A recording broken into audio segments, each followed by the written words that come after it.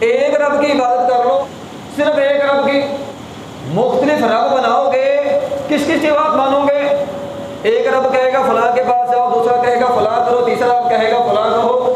رب تعالیٰ فرماتے ہیں بندوں کی غلامی سے نکلو، رب کو مالک بنا لو، یا بندوں کے بنائے ہوئے خداؤں سے نکلو، ایک خدا کو بنا لو۔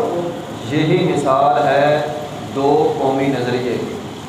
ایک طرف مسلمان جن کا ایک خالق، ایک مالک، ایک خدا تھا، دوسری طرف ہندو تھا بر صغیر میں جن کے خدا سینکڑوں میں نہیں، ہزاروں میں نہیں، لاکھوں میں نہیں، کروڑوں میں تھے۔ حل یستویان مثلا، ہم ان کے برابر ہو ہی نہیں سکتے۔ یہ تھا دو قومی نظریہ، ایک طرف ایک خالق، ایک مالک، اور ایک مالک کے ہم غلام، دوسری طرف سینکڑوں خدا۔ انسانوں کی شرم گاہیں بھی ان کے لیے خدا ہیں، ان کی وہ پوجا کرتے ہیں۔ کبھی تنہائی میں بیٹھ کر ذرا اس بات کو غور کریں، ہمارے بڑوں نے جو قربانیاں دی ہیں نا، کس لیے دی ہیں؟ وہ دو قومی نظریہ کیا تھا جس کے لیے ہمارے بڑوں نے پورے خاندان کے خاندان ذبح کروا دیے؟ ہمارے بڑوں نے اور دو وقت کی روٹی کے لیے ساری قربانیاں نہیں دیں۔ ان کا نظریہ تھا آنے والی نسل آزادانہ اللہ اکبر کہہ سکے، ایک اللہ کو مان سکے۔ آپ اندازہ لگائیں ذرا اس بزرگ پہ کیا بیت رہی ہوگی جس نے آزادی کے چکر میں اپنے خاندان کے 20 افراد کٹوائے، صرف اس لیے کہ میں اس ملک میں جا رہا ہوں جہاں اللہ اکبر ہوگا، اور اسی کے سامنے اسی کے پوتے، اسی کے پڑپوتے بھگوان کا نام لیں۔ کارٹون دیکھتے رہتے ہیں، وہاں بھگوان ہے، ہنومان ہے، وہ سارے ان کو دیکھ دیکھ کر یہ ہمارے بچے ان کا نام لے رہے ہیں۔ ہندو مذہب کا کوئی ایک بھی بانی نہیں ہے، جتنی ان کی بنیادی کتابیں ہیں وید وغیرہ، وہ ساری آباء و اجداد کی روایات ہیں۔ آج کے ہندو میں اس دور کے مشرق میں کوئی فرق نہیں تھا۔ اس حوالے سے وَإِذَا قِيلَ لَهُمْ تَعَالَوْا إِلَىٰ مَا أَنزَلَ اللَّهُ، انہیں کہا جاتا تھا اس مذہب کی طرف آ جاؤ، اس دین کی طرف آ جاؤ جو اللہ نے آسمان سے اتارا ہے۔ آگے سے کہتے تھے قالوا حسبنا ما وجدنا علیہ آباءنا، ہمیں ہمارے باپ دادا کا دین کافی ہے۔ آج ہندو بھی عریانی فحاشی میں آگے ہے، کیوں کرتے ہو؟ باپ دادا کرتے تھے۔ اور آج پاکستان کی بیٹی، امت مسلمہ کی بیٹی، وہ بھی ہندو کے نقش قدم پہ چل رہی ہے۔ میرا لباس بھی کم سے کم تر ہونا چاہیے، اس کے بغیر تو ٹک ٹاک بنتا نہیں ہے، یوٹیوبر بنتا نہیں ہے، ارننگ آتی نہیں ہے۔ لباس کم ہوگا تو آئے گی بھی کیا چھوڑ کے جا رہے ہو دنیا میں؟ لباس کم کر کے کروڑوں روپیہ کما لو گے، سانس نہیں ختم ہونی۔ فرمایا آپ رات کو سوئے ہوئے تھے، اچانک اٹھ گئے، گھبرائے ہوئے اٹھے، کیوں اٹھایا؟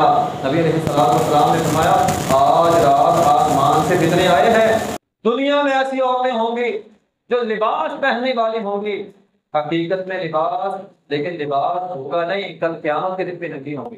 ہندو مذہب کے اندر ہے اپنی بیٹی کو بھگوان کے نام پہ ذبح کر دو۔ کبھی کبھی تنہائی میں بیٹھ کر یہ باتیں سن کر سوچیے گا ہمارے بڑوں نے کس لیے قربانیاں دی ہیں۔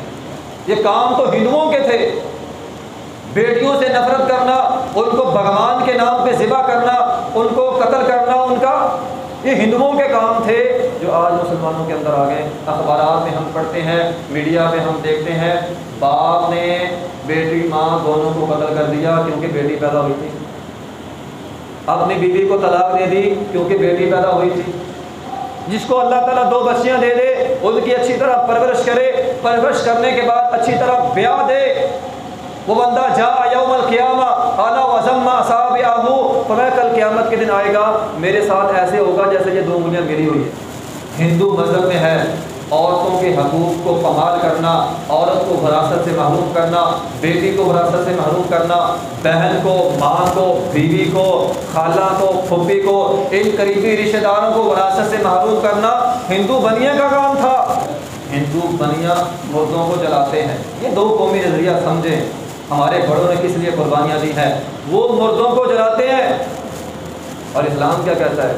پیار کے ساتھ نہلاؤ، کفن پہناؤ، خوشبو لگاؤ، चारपाई पे लटाओ, कब्रिस्तान ले जाओ, जनाजा पढ़ो, अपने हाथों से कब्र में उतारो, उसके लिए मग़फ़िरत की दुआएं करो।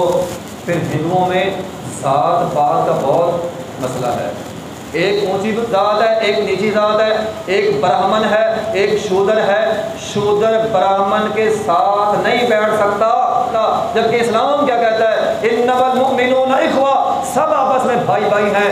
कोई ब्राह्मण किसी शूद्र को कत्ल कर दे, बतौर किसास ब्राह्मण को कत्ल नहीं किया जाएगा, वो ऊंची ज़ात वाला। और हमारे मुल्क में क्या है, ये कराची हादसा हुआ, रोड एक्सीडेंट हुआ, हम सब जानते हैं। वो बज़ाहिर उस औरत की हालत नशे वाली थी, वो बेचारे गरीबों को कुचल के चले गई। कायद आज़म मोहम्मद अली जिन्ना ने इसलिए मेहनतें की थी कि आने वाली नस्ल आज़ादाना ला इलाहा इल्लल्लाह मुहम्मद रसूलुल्लाह पढ़ ले। वो बर्रे सगीर में तो अज़ान नहीं दी जा सकती थी। आप लोग जानते होंगे, वो एक अज़ान आई थी, 10 से ऊपर अफराद कत्ल हो गए थे, शहीद हो गए थे। उसने क्या किया, अज़ानें तो हम दे सकते हैं, नमाजी कोई नहीं। हमारे अज़ाब पे हमारा कंट्रोल है ना, जिन अज़ाब पे हमारा कंट्रोल है, कम अज़ कम उसकी तो इस्लाह कर लें।